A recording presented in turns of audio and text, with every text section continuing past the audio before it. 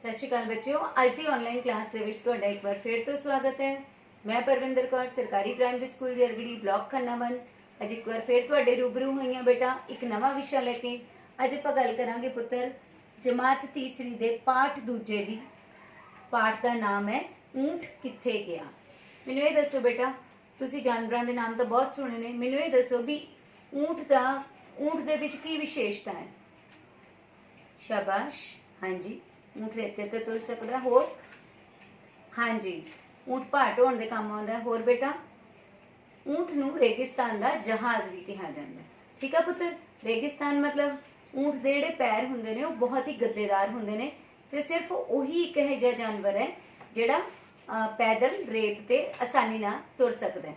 नहीं तां आपां नूं रेत ते तुरना बहुत औखा लगदा है क्योंकि रेत दे विच पैर धसदे जांदे ने।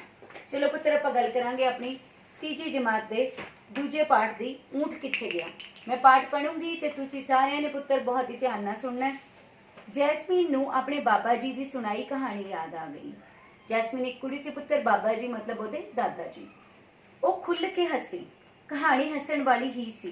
कहानी इस तरह सी, करीमू कोल 10 ऊंट सन। करीमू एक बंदा सी बेटा, उसदे पिंड तो दूर शहर विच ऊंठां दी मंडी लगदी सी। करीमू ने अपने ऊंट उस मंडी विच लैके जाने सन। कादे लई पुत्तर? बेचण लई। राह लम्मा ते रेतला सी, इसलिए करीमू सवेरे ही ऊंठां नूं लै तुरिया। उसने ऊंठां नूं कतार विच तोरिया। कतार मतलब लाइन बेटा, ठीक है। एक ऊंट दी नकेल उस तो अगले ऊंट दी मुहार नाल बन्न दित्ती। नकेल की हुंदा पुत्तर? नक विच जिहड़ी रस्सी हुंदी है। एक ऊंट दी नकेल दूसरे ऊंट दी मुहार नाल बन्न दित्ती गई। इस तरह सारे ऊंट एक दे मगर एक तुरन लगे। आ देखो बेटा, ऊंट सीधी लाइन बना के एक दे मगर एक तुर रहे ने। सूरज उच्चा होया। सूरज उच्चा होया दा मतलब की है बेटा? जिमें जिमें दिन वधण लग्या, दोपहर वाल सूरज चढ़न लग्या, तेज चमकण लग्या, रेतला राह भखण लग्या। जिमें जिमें गर्मी बढ़ती गई रेत भी बहुत ज्यादा गर्म हो जाती है बेटा। ऊंठां नूं रेतले राह उत्ते तुरना औखा नहीं सी लगदा क्योंकि मैं दस चुकी हां पुत्तर ऊंठां दे पैर गद्देदार हुंदे ने। करीमू लई रेत उत्ते तुरना सौखा नहीं सी। वो चलदा चलदा थक गया सी। राह विच कोई रुख भी नहीं सी क्योंकि रेगिस्तान विच कोई रुख नहीं हुंदा बेटा। रेतले इलाके विच रुख तां दूर दूर तक भी नहीं सी। करीमू ने सोचा कि अखीरले ऊंट उत्ते बैठिया जावे। इस तरह नाल वो अगे तुरदे सारे ऊंठां नूं देखदा रहेगा ते ओहदी निगाह भी रहेगी। करीमू ऊंट उत्ते बैठ गया। किहड़े ऊंट उत्ते बेटा? 10वें ऊंट ते, जिहड़ा सब तो अखीर च चल रहा सी। आराम नाल बैठा वो कोई गीत गुणगुणाउण लग्या। ऊंठां दे गल्लां विच बन्नियां होईयां टल्लियां टुणक रहीआं सन, मतलब खड़खड़ दी आवाज़ कर रहीआं सन। फिर वो पाल विच तुरदे ऊंठां नूं वेखण लग्या। पाल मतलब बेटा कतार, लाइन। उच्चे उच्चे ऊंठां दे परछावें लम्मे लम्मे दिखाई दे रहे सन। अचानक करीमू नूं अपने अगे जांदे ऊंठां नूं गिणन लग पिया। 1 2 3 8 9 हैं एक ही ऊंट तां 10 सन, 9 किवें रह गए? करीमू घाबर के हेठां उतरिया। फिर वो ऊंठां नूं गिणन लगा। ऊंट 10 ही निकले। उसनूं शायद भुलेखा लग गया सी। इस पिछों वो मुड़ ऊंट उत्ते फिर जा बैठिया। फिर अखीरले ऊंट ते बैठ गया बेटे।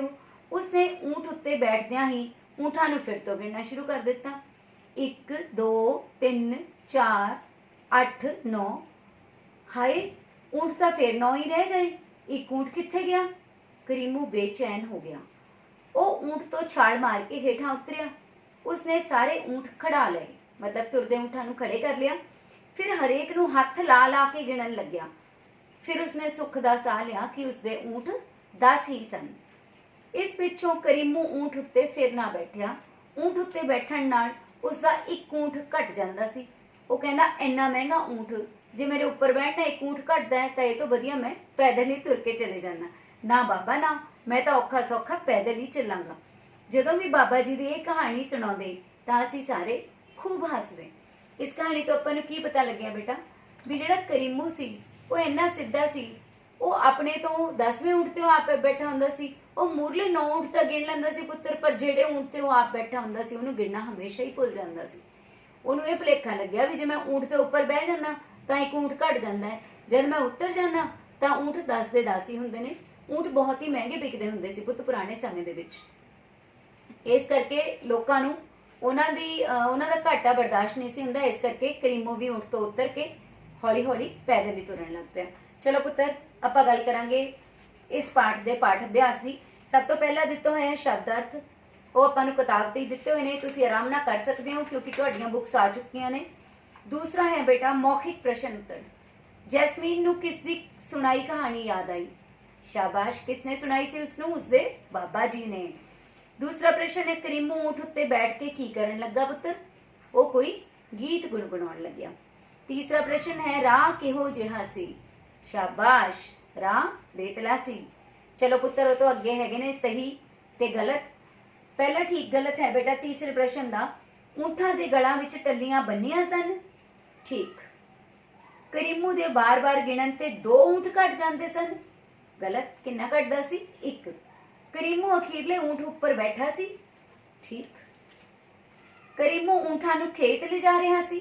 ਗਲਤ, ਕਿਉਂਕਿ ਉਹ ਮੰਡੀ ਵਿੱਚ ਲੈ ਕੇ ਜਾ ਰਿਹਾ ਸੀ ਬੇਟਾ। ਅੱਗੇ ਆਪਣਾ ਚੌਥਾ ਪ੍ਰਸ਼ਨ ਆ ਜਾਂਦਾ ਪੁੱਤਰ। ਖਾਲੀ ਥਾਵਾਂ ਭਰੋ, ਧਿਆਨ ਨਾਲ ਸੁਣਨਾ। 2 ਆਪਸ਼ਨਸ ਦਿੱਤੀਆਂ ਨੇ, ਚੋਂ ਇੱਕ ਸਹੀ ਹੈ, ਉਹ ਤੁਸੀਂ ਲਿਖਣੀ ਹੈ। ਪਿੰਡ ਤੋਂ ਦੂਰ ਸ਼ਹਿਰ ਵਿੱਚ ਊਂਠਾਂ ਦੀ ਡੈਸ਼ ਲੱਗਦੀ ਸੀ। ਕਤਾਰ ਕੇ ਮੰਡੀ? ਇਹਦਾ ਸਹੀ ਜਵਾਬ ਆ ਬੇਟਾ ਮੰਡੀ। ਐੜਾ ਹੈ ਕਰੀਮੂ ਨੂੰ ਰੇਤ ਉੱਤੇ ਤੁਰਨਾ ਡੈਸ਼ ਲੱਗਦਾ ਸੀ। ਸੌਖਾ ਕਿ ਔਖਾ? ਔਖਾ ਲੱਗਦਾ ਸੀ ਬੇਟਾ। ਤੀਸਰਾ ਹੈ ਕਰੀਮੂ ਕੋਈ ਡੈਸ਼ ਗੁਣਗੁਣਾਉਣ ਲੱਗਿਆ, ਗੀਤ ਜਾਂ ਸ਼ਬਦ? ਗੀਤ। ਸੱਸਾ ਹੈ ਬੇਟਾ ਊਂਠਾਂ ਦੇ ਗਲਾਂ ਵਿੱਚ ਬੰਨੀਆਂ ਟੱਲੀਆਂ ਡੈਸ਼ ਰਹੀਆਂ ਸਨ, ਟੁਣਕ ਕਿ ਟੁੱਟ? ਟੁਣਕ ਰਹੀਆਂ ਸਨ, ਖੜਕ ਰਹੀਆਂ ਸਨ ਪੁੱਤਰ। ਉੱਚੇ ਊਂਠਾਂ ਦੇ ਪਰਛਾਵੇਂ ਡੈਸ਼ ਸਨ, ਛੋਟੇ ਕਿ ਲੰਮੇ? ਲੰਮੇ ਸੀ ਬੇਟਾ। ਉਹ ਤੋਂ ਅਗਲਾ ਪ੍ਰਸ਼ਨ ਆ ਗਿਆ ਆਪਣੀ ਪਾਠ ਅਭਿਆਸ ਦਾ 5ਵਾਂ, ਪੇਜ ਨੰਬਰ 9 ਤੇ। ਹੇਠਾਂ ਦਿੱਤੇ ਪ੍ਰਸ਼ਨਾਂ ਦੇ ਉੱਤਰ ਲਿਖੋ। ਤੁਸੀਂ ਕਿਉਂਕਿ ਬੇਟਾ ਤੀਸਰੀ ਕਲਾਸ 'ਚ ਹੋਗੇ, ਹੁਣ ਤੁਸੀਂ ਪ੍ਰਸ਼ਨਾਂ ਦੇ ਉੱਤਰ ਪੂਰੇ ਵਾਕ ਦੇ ਵਿੱਚ ਲਿਖਣੇ ਹੈ। ਪਹਿਲਾ ਪ੍ਰਸ਼ਨ ਹੈ ਊੜਾ ਕਰੀਮੂ ਕੋਲ ਕਿੰਨੇ ਊਂਠ ਸਨ? ਤੁਸੀਂ ਲਿਖੋਗੇ ਕਰੀਮੂ ਕੋਲ 10 ਊਂਠ ਸਨ। ਤੁਸੀਂ ਪੂਰੇ ਵਾਕ ਵਿੱਚ ਲਿਖਣਾ ਬੇਟਾ। ਦੂਸਰਾ ਹੈ ਕਰੀਮੂ ਕਿਹੜੇ ਊਂਠ ਉੱਤੇ ਬੈਠਿਆ? ਤੁਸੀਂ ਲਿਖੋਗੇ ਕਰੀਮੂ 10ਵੇਂ ਊਂਠ ਉੱਪਰ ਬੈਠਿਆ।